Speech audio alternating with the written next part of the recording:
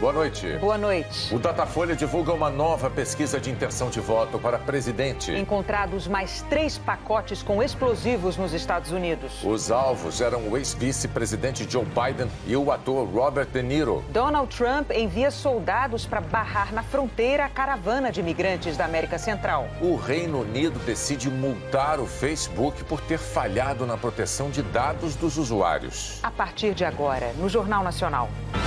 Na terceira pesquisa do Datafolha sobre a intenção de voto para presidente no segundo turno, o Instituto afirma que a vantagem de Jair Bolsonaro, do PSL, sobre Fernando Haddad, do PT, caiu de 18 para 12 pontos percentuais nos votos válidos. Os votos válidos excluem os brancos e nulos e o percentual de eleitores indecisos.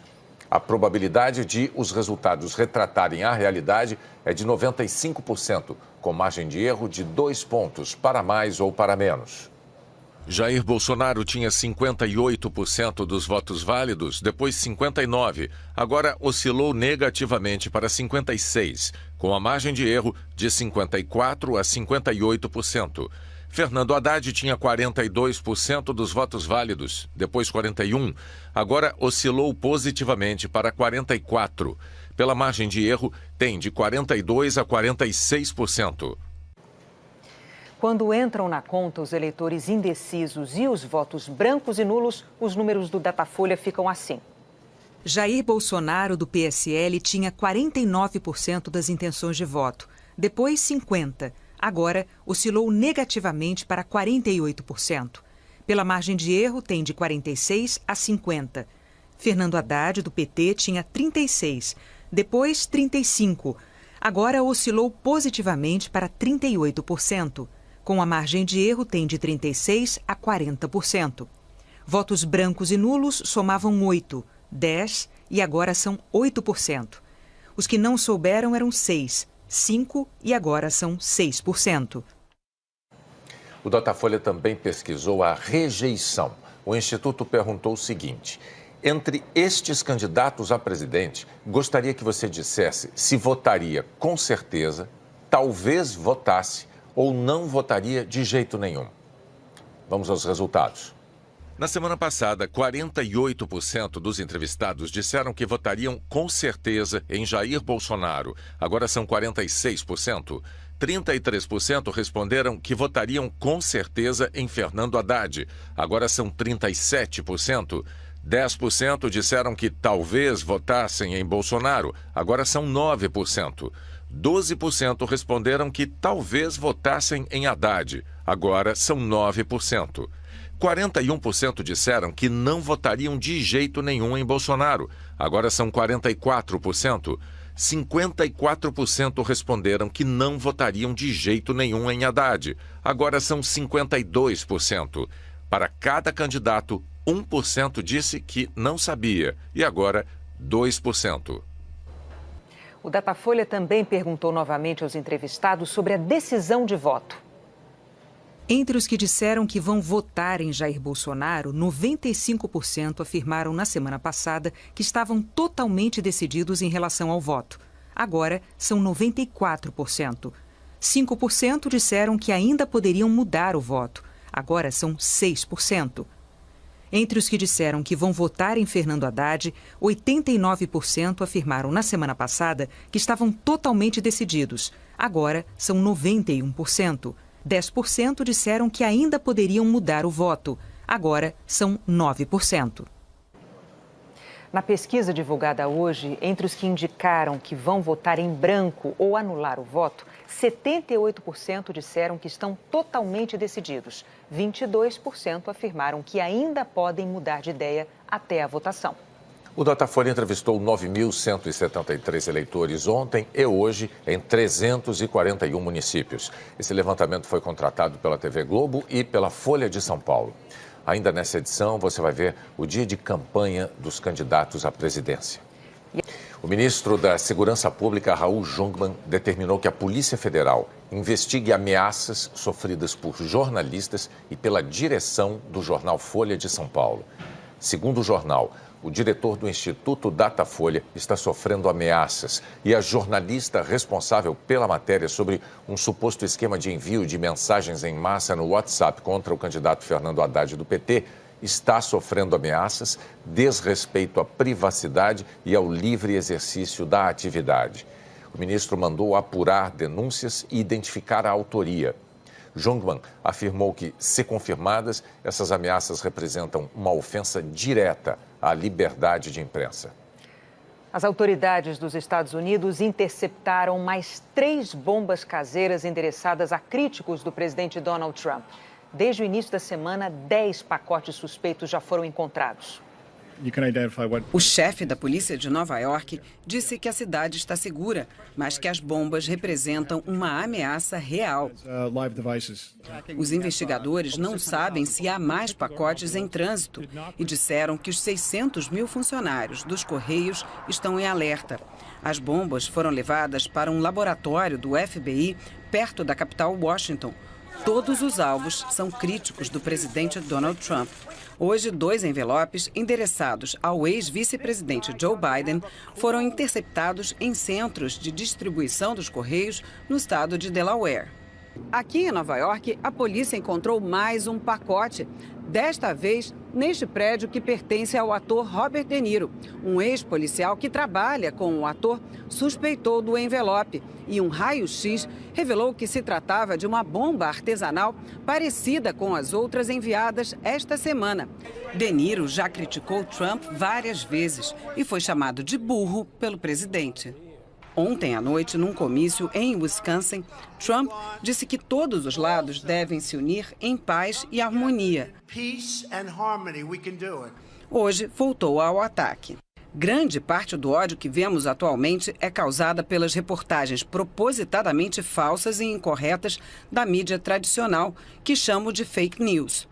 O ex-diretor da CIA, John Brennan, alvo da bomba que foi parar na rede de TV CNN, respondeu: "Pare de culpar os outros, se olhe no espelho." Sua retórica inflamatória, insultos, mentiras e incentivo à violência física são lamentáveis. O presidente tem rodado o país em campanha para candidatos republicanos que concorrem às eleições de novembro e adotado o mesmo tom agressivo que usa desde que se candidatou à presidência. Trump já acusou o ex-presidente Barack Obama de ser o fundador do grupo terrorista Estado Islâmico, chamou o ex-vice-presidente de maluco e sugeriu que os republicanos armados poderiam deter a democrata Hillary Clinton se ela fosse eleita. Donald Trump decidiu usar as Forças Armadas para tentar barrar a caravana de imigrantes da América Central. Os 800 militares que o Departamento de Defesa vai enviar à fronteira são todos da ativa, soldados do Exército e integrantes da Força Aérea. Para não desobedecer às leis americanas que impedem as Forças Armadas de funcionarem como polícia dentro do país, os 800 militares vão ter missões de apoio, erguendo tendas, dando assistência médica e monitorando a fronteira. Trump disse hoje que está mandando os militares por causa de uma emergência nacional. Uma caravana com milhares de imigrantes centro-americanos está no sul do México, a mais de 1.000 quilômetros da fronteira americana. A única emergência para o presidente no momento é política.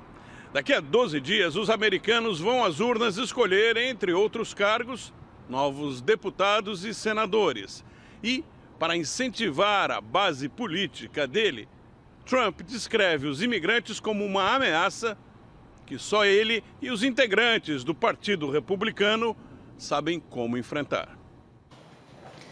O Reino Unido multou o Facebook em quase 2,5 milhões de reais por ter falhado na proteção de dados dos usuários. Um órgão ligado ao parlamento afirmou que a rede social violou leis do país ao liberar informações de pelo menos 1 milhão de britânicos para a empresa de marketing político Cambridge Analytica. Essa empresa teria usado os dados para influenciar eleitores na última campanha presidencial americana. A Procuradoria-Geral da Arábia Saudita declarou que o assassinato do jornalista do Washington Post foi mesmo premeditado. Segundo a promotoria, a conclusão é de uma investigação conjunta entre sauditas e turcos. Jamal Khashoggi desapareceu depois de entrar no consulado saudita em Istambul. A imprensa internacional relatou que o filho mais velho do jornalista viajou para os Estados Unidos. Anteontem, Salah Khashoggi chegou a apertar a mão do príncipe herdeiro saudita Mohammed bin Salman, suspeito de ter ordenado o assassinato. Na Espanha começou o julgamento do brasileiro acusado de ter matado e esquartejado os tios e 2 primos há 2 anos. Patrick Nogueira confessou o crime, mas alegou que sofre de problemas neurológicos. Um laudo pedido pela defesa afirma que há dano na parte do cérebro responsável pela tomada de decisões e que ele sofre de depressão. Mas a acusação diz que o estudo não tem respaldo científico e que o brasileiro sabia o que estava fazendo. Em setembro, os brasileiros gastaram 1 bilhão e 200 milhões de dólares no exterior. O valor representa uma queda de mais de 30% em relação ao mesmo período do ano passado. O candidato à presidência do PT, Fernando Haddad, fez campanha hoje no Recife e em São Paulo. Ele disse que, se eleito, vai dar prioridade para a educação e o emprego. Fernando Haddad também defendeu que, no domingo, a votação seja limpa, em paz e sem violência. Fernando Haddad começou o dia em São Paulo, no encontro com representantes da Organização dos Estados Americanos. Eles estão aqui a convite do governo brasileiro, como observadores das eleições. Na saída, a chefe da missão da OEA e ex-presidente da Costa Rica, Laura Chinchilla, disse que recebeu do candidato do PT um conjunto de denúncias relacionadas à violência política, fake news e financiamento de campanha. Laura falou também que no primeiro turno a missão não encontrou nenhuma irregularidade no processo eleitoral, mas que uma das preocupações do segundo turno é a disseminação de notícias falsas pelo WhatsApp. O que nós pedimos é para que eles observem com atenção os acontecimentos daqui para domingo. O que nós queremos evitar o que aconteceu no final do primeiro turno. Se a gente conseguir evitar aquela avalanche de notícias falsas que circularam entre sexta e domingo do primeiro turno, a gente pode chegar a um bom resultado eleitoral. O que a gente quer é eleição limpa, eleição livre, clima de paz no país, sem gestos de violência. Fernando Haddad voltou a dizer que sente um clima de virada na campanha. Ele disse que ligou para o presidente do PDT em busca de um apoio mais efetivo do ex-candidato Ciro Gomes. Está virando. Tem uma onda legal acontecendo no país. Eu comuniquei, é minha obrigação. Se eu pretendo presidir o país, eu tenho que ter esse tipo de comunicação fácil com as pessoas. Fica mais fácil com o Ciro, claramente. No fim da manhã, Haddad deu entrevistas para emissoras de rádio. Na Rádio Tupi, disse que, se for eleito, vai dar prioridade para a educação e geração de emprego. Eu aprendi com meu pai que a pessoa que acorda tem que ter para onde ir. Todo ser humano tem que acordar e ter um destino. Seja uma universidade, seja uma escola, seja uma creche para o filho, seja um posto de trabalho, um emprego digno, um pequeno negócio. É muito importante as pessoas terem uma atividade. De São Paulo, Fernando Haddad seguiu para Pernambuco. No Recife, ele foi recebido por políticos e apoiadores. Depois seguiu para uma praça no centro da cidade. O candidato do PT declarou que esses últimos dias de campanha são fundamentais.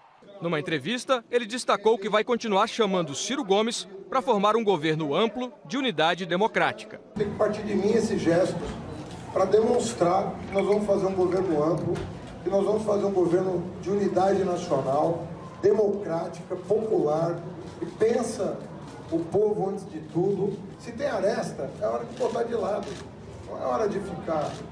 Depois a gente se acerta, entendeu? O candidato do PSL, Jair Bolsonaro, passou o dia no Rio. Ele disse que um dos primeiros atos, caso eleito, será nomear um ministério técnico. Também disse que vai manter o Brasil no Acordo do Clima de Paris. Afirmou ainda que sofre com os rótulos falsos, negativos, colocados nele pela esquerda, mas que, na verdade, vai fazer um governo de conciliação. Jair Bolsonaro começou o dia de compromissos em casa no Rio. Pela manhã, ele recebeu representantes do grupo Mulheres por Bolsonaro. Logo depois, seguiu para a casa do empresário Paulo Marinho para gravar cenas extras do último programa do horário eleitoral e para a internet. Ainda na casa, Bolsonaro foi homenageado por atletas históricos do Jiu-Jitsu Nacional. Ele recebeu uma faixa preta por ter sobrevivido ao atentado no dia 6 de setembro. O candidato do PSL reuniu a imprensa para uma entrevista. Sobre agricultura e meio ambiente, disse que pretende manter o Brasil no Acordo de Paris, que estabelece metas para a redução da emissão de gases do efeito estufa, mas disse ser contrário a alguns pontos que, segundo ele, prejudicam o país. Vamos então botar no papel que não está em jogo o AAA nem a independência de nenhuma terra indígena que eu eu mantenho o Acordo de Paris. Se não forem feitos esses adendos aí, o Brasil sairia do Acordo de Paris? Não sai, fica no Acordo de Paris. O candidato do PSL falou também sobre sua prioridade no início de um eventual governo e voltou a dizer que montará um ministério livre de indicações políticas. Com o primeiro ato nosso, a nomeação do Ministério Técnico e que realmente possa corresponder aos anseios do povo brasileiro e não de agremiações político-partidárias. E cada ministro vai ter a sua diretriz, obviamente, para colocar em prática e buscar politicamente as soluções ou atenuar os problemas que temos no momento.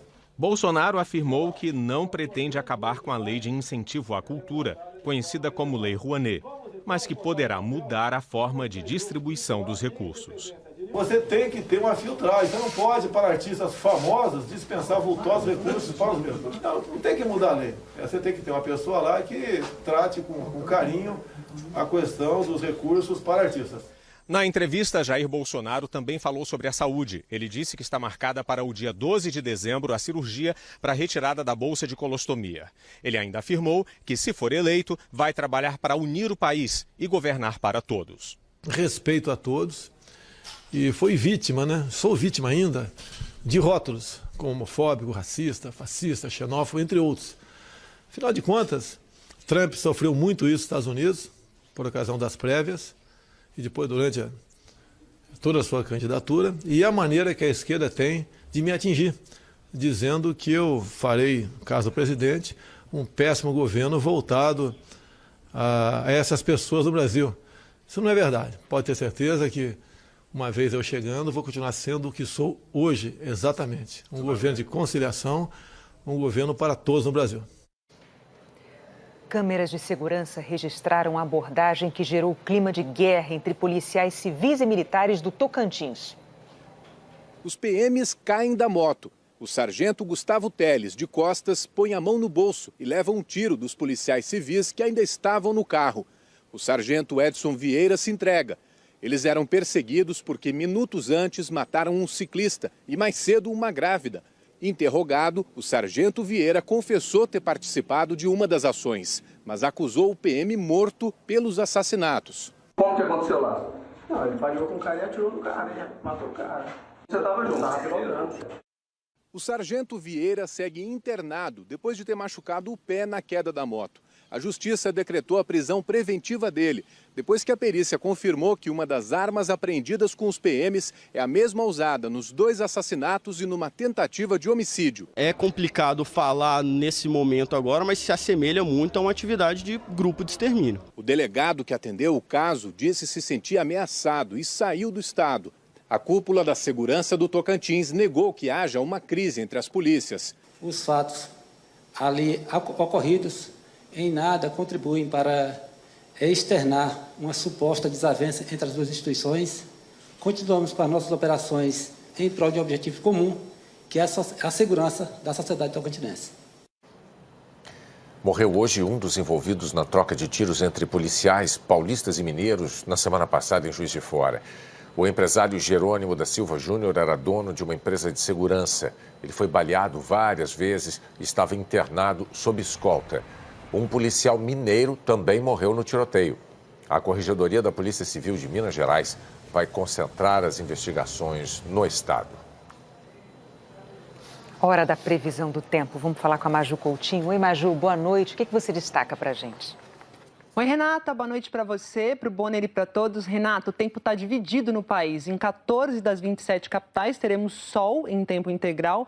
Nas 13 restantes tem algum tipo de chuva, fraca, forte ou garoa. Na Rota do Sol estão todas as capitais do Nordeste, também Palmas, Belém, Boa Vista, Manaus, e faz calor em todas elas, viu? Já no centro-sul do país, o sol divide as atenções com a chuva entre o Norte Gaúcho, Santa Catarina, Paraná, também sul de Mato Grosso do Sul e de São Paulo. Os temporais serão os protagonistas. Previsão que vale também para a parte de Minas Gerais, do Rio e do Espírito Santo. BH, Vitória, Curitiba e Florianópolis podem ter uma sexta-feira tempestuosa. 27 de máxima lá em Belo Horizonte, também em Vitória, 20 em Curitiba e 21 em Floripa. Em São Paulo fará 24 de máxima, no Rio e em Brasília deve fazer 28 graus e pode chover à tarde nestas capitais. A chuva em parte do centro-sul tem a ver com uma área aqui de baixa pressão, aquele sistema que levanta o ar e que no fim de semana vai rumar aí para o oceano e formar o chamado ciclone extratropical. Ele recebe esse nome porque é formado fora dos trópicos, viu? E este ciclone deve provocar ventos em alto mar e no litoral do sul e do sudeste, pode dar o que falar. Por isso que as ondas podem atingir 4 metros entre Santa Vitória do Palmar e Florianópolis e 3,5 metros no litoral de São Paulo e do Rio. Amanhã eu atualizo toda essa situação, Renata. Tá bom, amanhã você dá mais detalhes do fim de semana. Obrigada, Maju. Tchau. Tchau, tchau.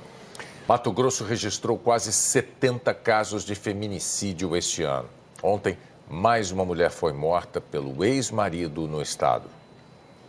Bianela da Silva estava separada havia 2 meses. Ficou casada com Laurinei Ferreira de Souza por 15 anos. Ele dizia que se ela não fosse dele, não ia ser de mais ninguém, que ele não aceitaria a separação, que ele ia matar ela. Todo momento ameaçava ela. Bianela foi vista pela última vez ontem entrando num motel com Laurinei. 2 horas depois, o ex-marido saiu sozinho. Segundo a polícia, Bianela já tinha sido morta. Foi uma faca que foi inclusive apreendida no local.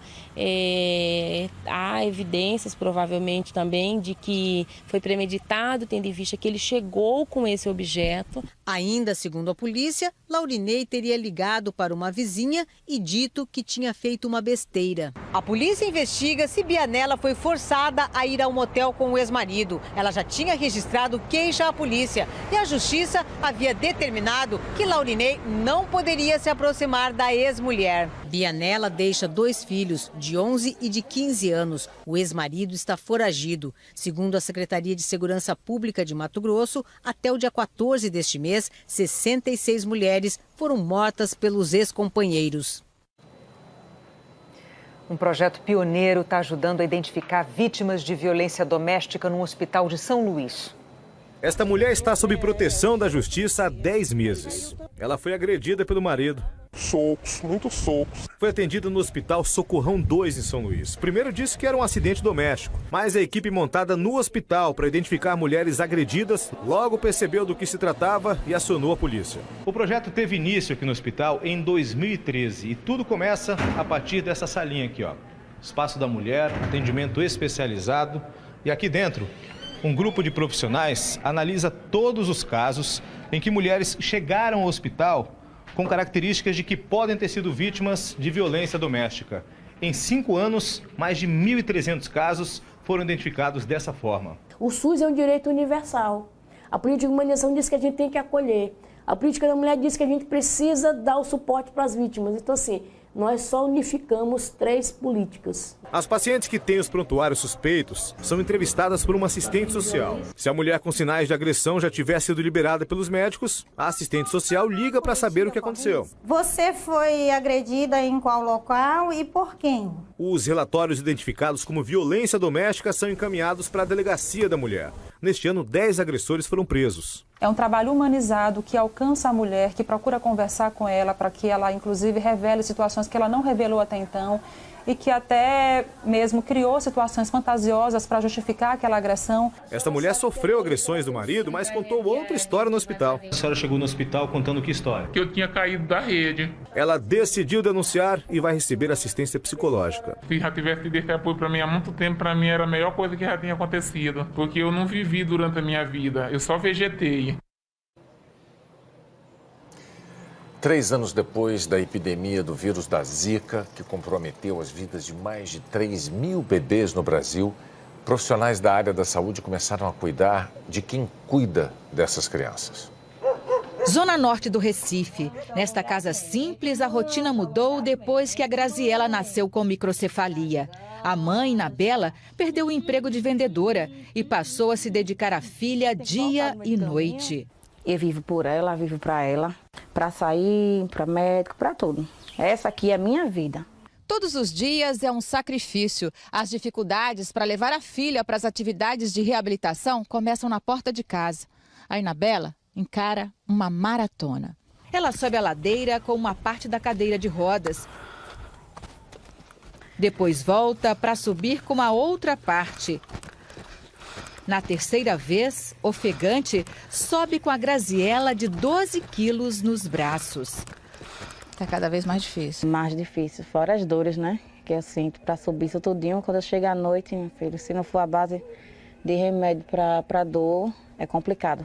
Encarar a rotina de tratamentos e abrir mão dos próprios sonhos para cuidar das crianças tem seu preço. A frustração, a alegria, a tristeza, a depressão. Uma pesquisa feita com 164 mães pela Fundação Altino Ventura no Recife mostrou que 30% delas estão com depressão.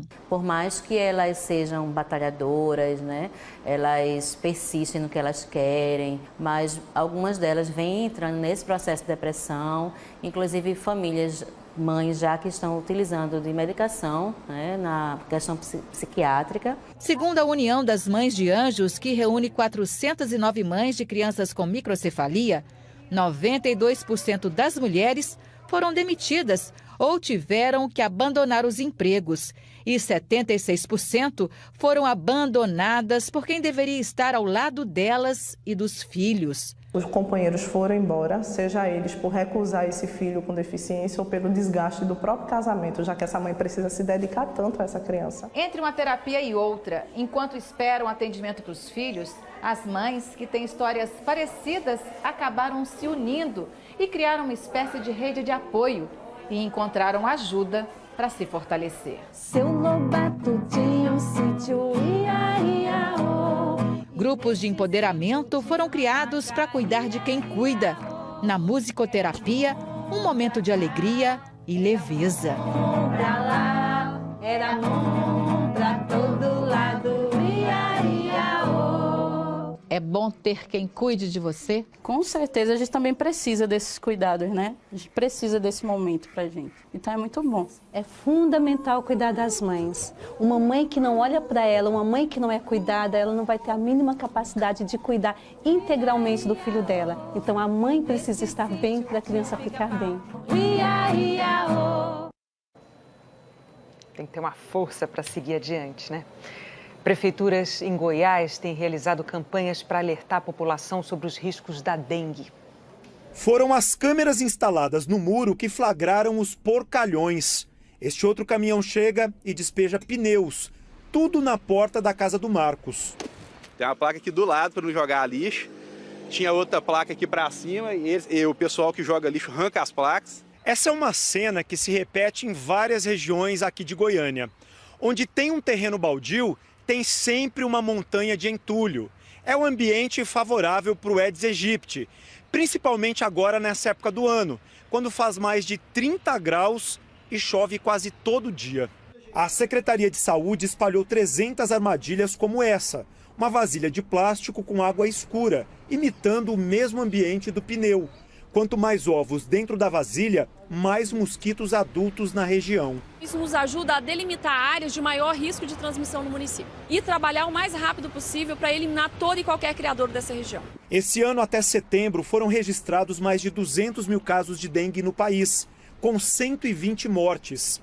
Roseane de Assunção é uma das vítimas. Ela morava em Catalão, no interior de Goiás. Seu Antônio tem medo. Preocupação não é só comigo, com o bairro nosso, que aqui, todo mundo que está aqui está correndo risco de vida. Para evitar uma epidemia, campanhas realizadas por prefeituras em várias regiões do estado envolveram as crianças e os pais. Material que servia de criadouro virou moeda de troca. A régua, a borracha. Faz bem para a cidade, porque acaba com as garrafas, assim, do jeito que pode reciclar e acaba com a dengue também. E uma última notícia. Um tremor de 6,8 graus atingiu a Grécia. O epicentro foi no mar, a 130 quilômetros da cidade de Patras. Não há relatos de vítimas ou danos.